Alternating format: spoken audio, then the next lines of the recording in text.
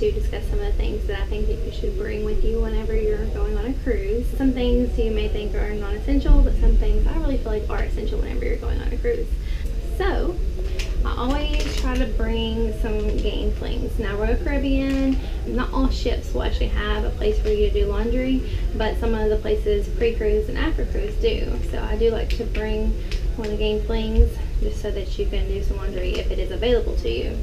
So far it has not been available, but it doesn't take up that much room and it's cheaper. I always bring a wine corkscrew. It also has a corkscrew, and then you put this in the wine if you don't drink it all. I like that because it's simple, it's very small. Always bring duct tape. Duct tape is something that's very important. If your luggage, if it falls apart, you can duct tape it back together. Duct tape really does fix almost everything. If you have a closet door that keeps opening, you can duct tape that so that when the boat is moving, you do not have to hear it open and close, open and close. I've heard people in the past say that they've used it for that.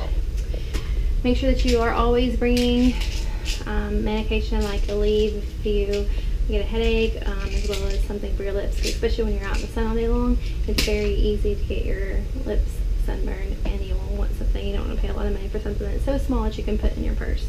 I always bring a highlighter. The reason why I like to bring the highlighter is, for example, whenever you get your cruise compass, you can actually highlight. If you notice on the back, there are certain times you can actually highlight those, and you can go through and actually highlight some of the things that you really want to do that you don't want to miss out on. Which brings me to something else that's a major deal to bring. It's something like a clip that you can, like, it has a magnet on the back of it, and you can just attach it to the walls anywhere at all. Cruise ships, they all have magnetic doors and walls, so this is something simple that we can put on the back of our door, and we can actually find our room faster. Now, we're on the very end this time, so we won't be needing that, but it is something that you can bring, as well as an ink pen. You always want to make sure that you have an ink pen so that you can fill out any documents that need to be filled out. Always bring some baggies. You never know when you're going to need a baggie.